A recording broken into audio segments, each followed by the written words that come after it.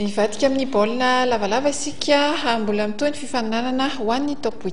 Androany no andro farany amin'ny fanitsanana meloha ny dirana amin'ny dingan'ny famaranana fantatra ireo ekipa efatra hiatrika ny lalao manasa-dalana dia ny 3FB ny cheminot ny RC ary ny TFM anakasina ho fitinina aminao ary ny lalao tamin'ity androany ity.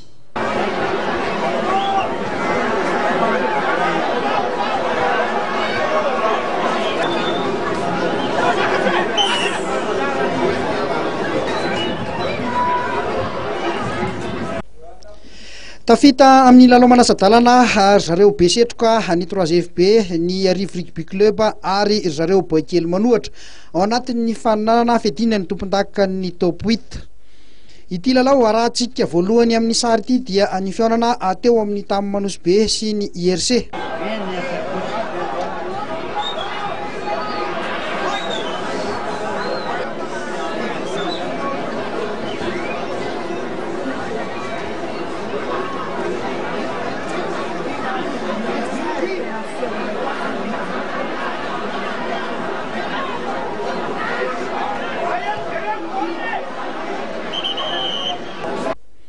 Ny RC teto no nivoaka resy tamin'ny isa 3 no 7.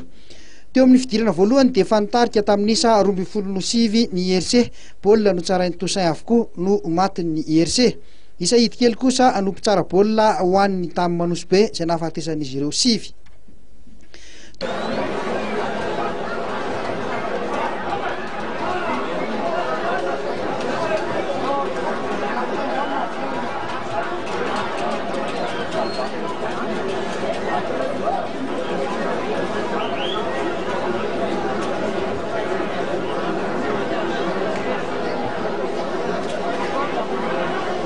Teo amin'ny fidirana faharoa dia tsy niova tamin'ny lalao ny Tamomanosy be izay nitoto foana atao anaty avant.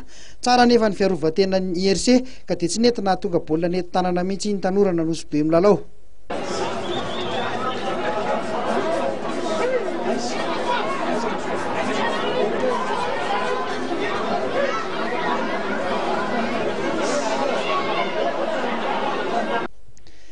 Afabela nanoloana ny miaramila kosa ary zareo Boikely Manohatra. Resin'ny TFM tamin'ny isa 5-7 ny Kosfa. Azo lazaina ho nifandanja tsara ity lalao ity saingy hita ho nanatombo ny TFM anakasina teo amin'ny fiarovan-tena.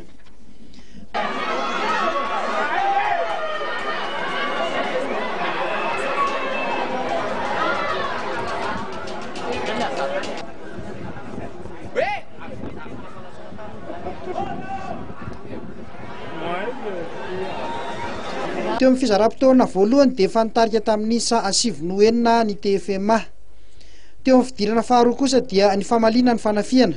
Tsy nisy ihany koa ny baolina matin'ny tanina tamin'ity fihaonana ity fa tamin'ny alalan'ny fitsarana hors-jeu avokoa no tokoa ny rotota.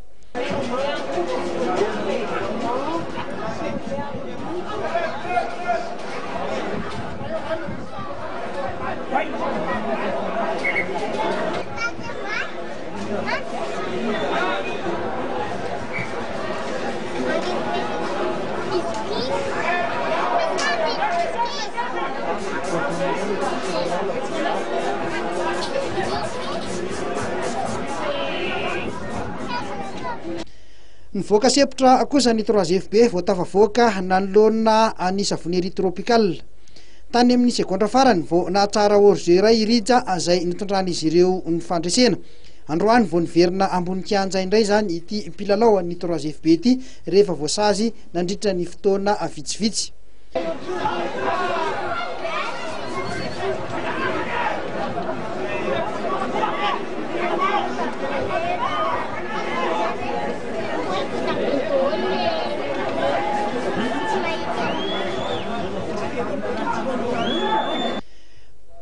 Efatra amby 20 no 2 amby 20 io ny isa farany nisarahany rotota ka nazony ny 3FB ny tapakila andehanana any amin'ny lalao manasa-dalana. Teo amin'ny fizaram-potoana voalohany dia ny Savonnerie Tropicale no nifeny lalao. Baolina nenti-tanana roa be zao no tonga an'izy ireo ka nitarika tamin'ny isa 4-7 ny STM. teo amin'ny fizara-potoana faharoa dia tsy nisy fivana ny lalaon'ny 3FP na dia natafiditra baolina maromaro azy izy ireo, izay azo lazaina fa asahirana teo amin'ny fanafiana na teo amin'ny fiarovan-tena. Raha ny fandarana eo amin'ny lalao manasadalana zany dia ny Arivo Rugby Club ifampitana amin'ny TFM Anakazina ary iverina indray ny 3FP ifampifandona amin'ny Cheminot eo amin'izay lalao manasadalana izay.